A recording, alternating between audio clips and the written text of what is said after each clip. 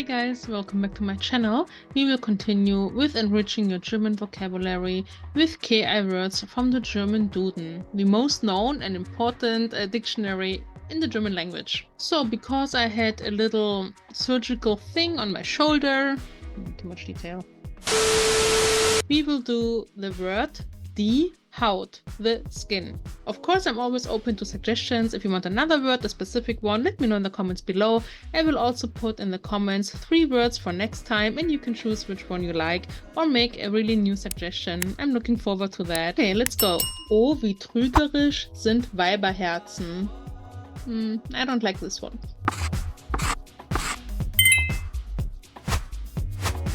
We will open our vocabulary notebook, which is filling up quite nice. After every video, you can use a piece of paper, anything you want, but of course you can also support this channel in using our writing notebook and also learning Daddy Does, which is very, very essential for learning good and correct German.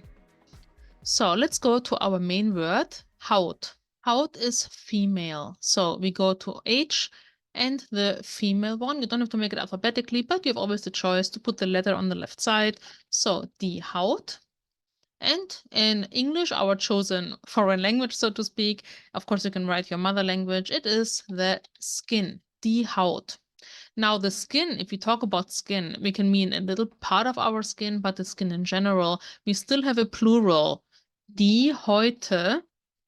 But to be honest, we don't use it often because skin is skin. We can write selten or rarely, yeah, not often used. Die Häute.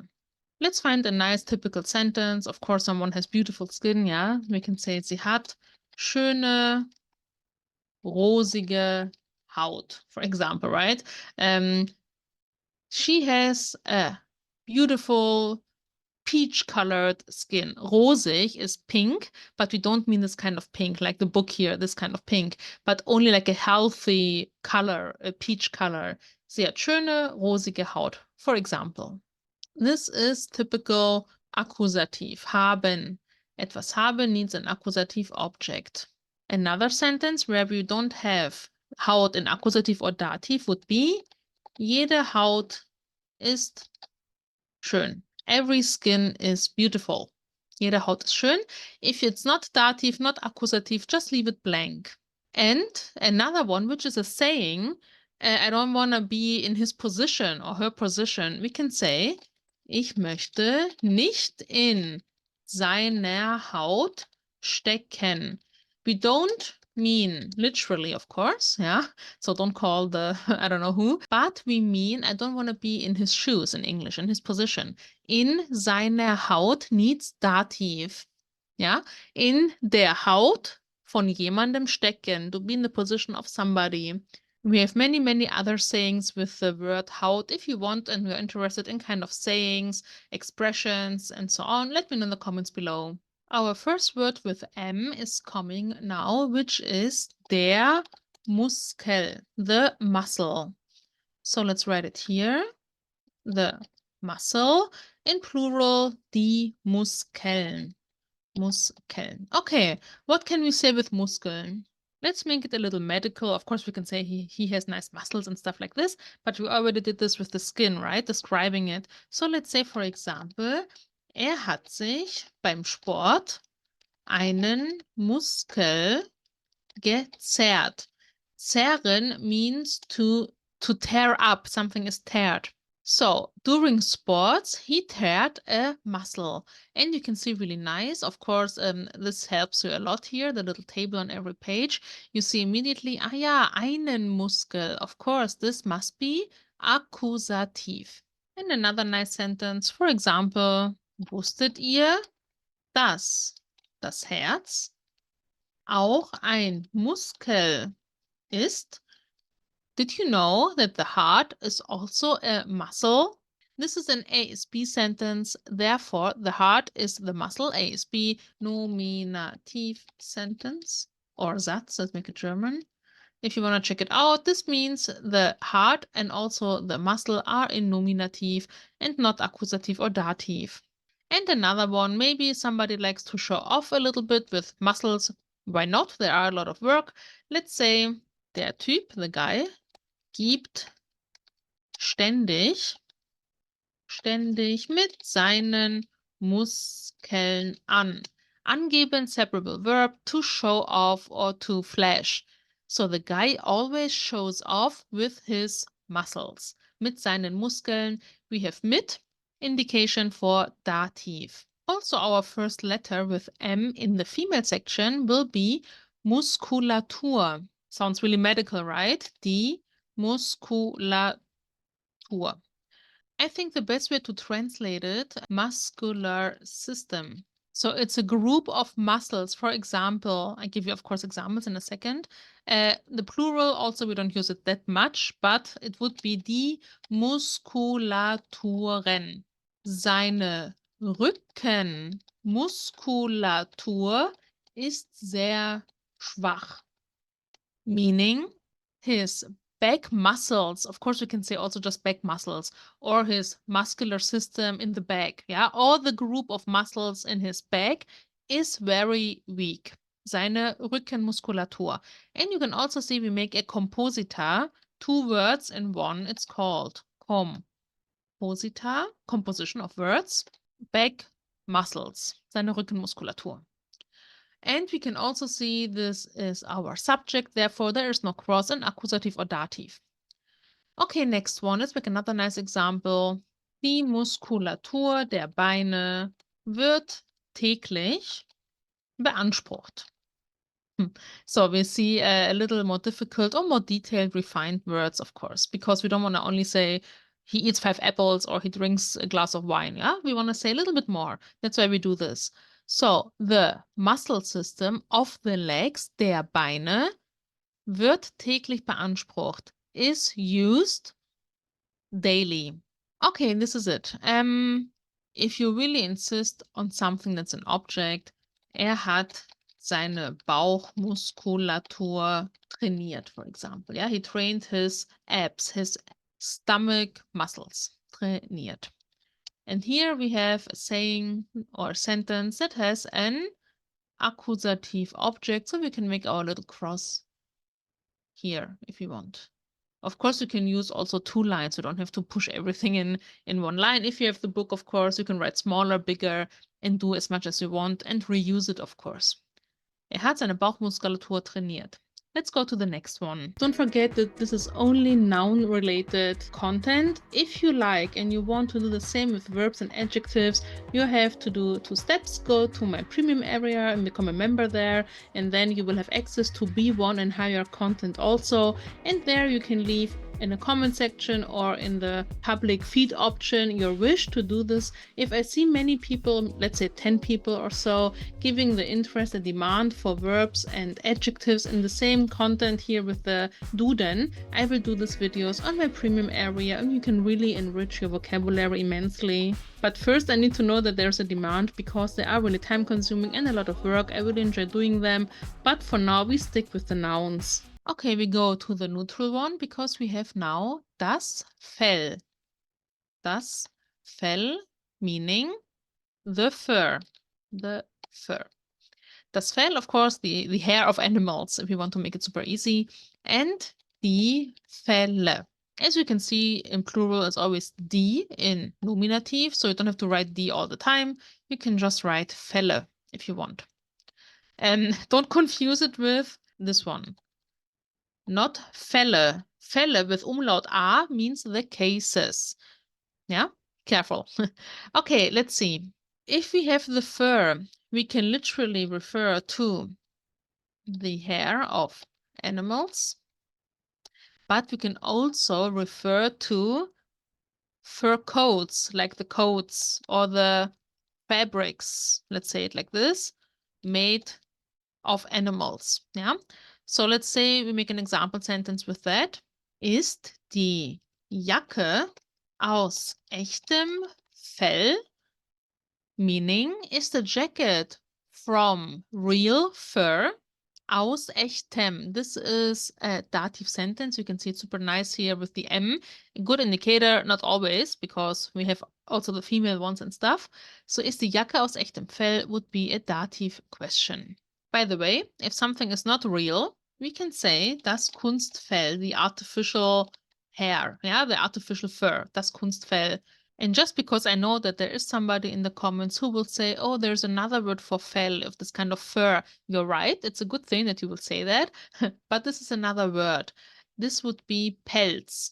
Der Pelz is also the fur. Yeah, so don't be confused. If you see somewhere this one, we don't forget it, but it's not the time for this one now. But just to make it complete, I want to give you this word too. Der Pelz, also the fur. Okay, another sentence. Sie streichelt das Fell vom Kater. Der Kater, the male cat. So she pets or strokes the fur of the cat. And here we have the living thing, right? The fur, the hair of the cat. And here this is an accusative sentence. Let's put an adjective here just to make it a little more nicer. Das Weiche, the soft fur, das weiche Fell vom Kater. So you see how the adjective also works there. Okay, next one. We stay in the neutral area and go to Haar. Das Haar, die Haare, literally meaning the hair or only hair. This is a little trickier than it looks because people sometimes wonder, German learners wonder, when do we use singular and when plural? If you want to say, ihr Haar ist so schön, this would mean her hair is so beautiful. If you say, ihre Haare sind so schön, this is completely valid. You can say this the same. Ihr Haar ist so schön, ihre Haare sind so schön. But there are some cases where it has to be specific. Zieht an ihren Haaren. He pulls on her hair. In English, singular, but here, of course, he doesn't pull only one little piece of hair. He pulls on her hair as a total. Zieht an ihren Haaren. This is dative, yeah? So this is one example.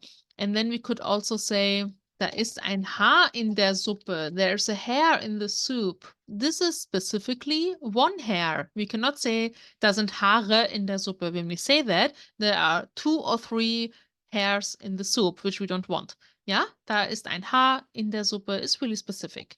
And the last one, we could also say, trägst du dein Haar anders? Are you wearing your hair differently? And we could also say, trägst du deine Haare anders? Are you wearing your hair differently? So here it's really difficult to see when we have to be specific, singular, plural, or when both is an option. But after using it 3 or 4 times, you will get the meaning of it. And this is accusative. Yeah, like this. Okay, let's go to the next one. Our next word is der Knochen. Der Knochen is male and means the bone. Plural is the same, so you can write it or leave it out or like another kind of mark. Der Knochen, die Knochen, ein Knochen, 2 Knochen, and so on. I want to give you a saying. If someone is really malnourished, really skinny, we have a saying that's Haut und Knochen sein, to be skin and bones. This is why the AI gave you this word. It's my assumption. Ist bis auf die Knochen nass, or a little more elevated, durchnässt.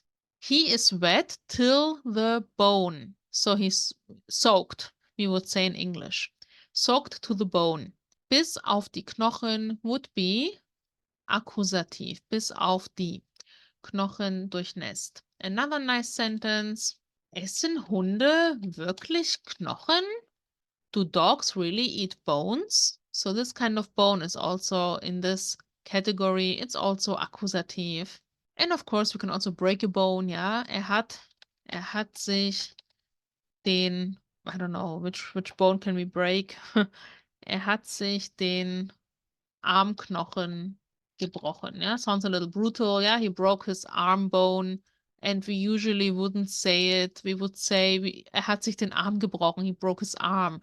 So, of course, it's correct. You can find it somewhere. That's why I put it here.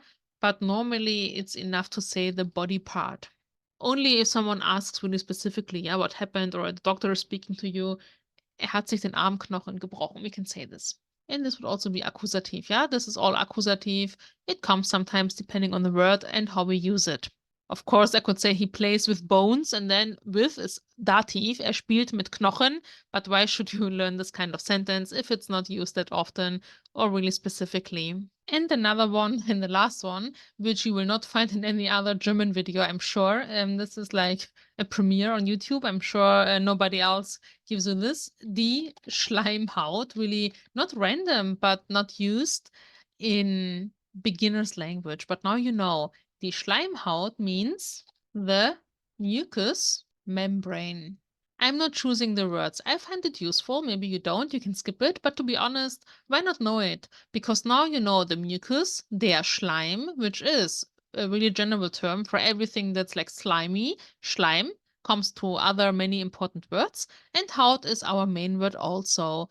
And since we learned how to say skins, we know that it is Schleimhäute. Yeah, so let's make a sentence. Kinder haben oft eine Schleimhautentzündung. Another important word during cold season, especially. Entzündung is if something is inflamed, inflammation. So kids often have an inflammation of the mucous membrane. Maybe you have kids, maybe you have siblings, so you know. And this is accusative. And I want to give you another one. Schleimhäute schützen unsere Organe. Mucous membranes are protecting our organs. Yeah? Easy and important. The organ, das Organ, die Organe. And now we have a sentence where Schleimhaut actually is nominative, so it's not with a cross here. But you see a general sentence which is really often in plural, indefinite. So without article. Also an important grammar. You can check it out in my grammar section. Making general statements using indefinite articles in plural, just to make a non-specific statement. Yeah, like books are good or whatever. So mucous membranes are protecting our organs is this kind of sentence. Okay, this is it. I hope you liked it. You learned some new things, some patterns. Please don't forget to like, subscribe, check out the vocabulary book, leave a comment, a feedback, a word wish. I appreciate every interaction, every feedback also. This series is twice a month. I always change it with my short stories because this and the short stories are my most time-consuming and, let's say, difficult series to do. So they are changing. So twice a month you will have this kind of content at least. And this is why I really like your feedback. I will see you next week with new stuff and of course with many other series on my channel. You can check them out and also my premium area. I will see you very soon. Bye.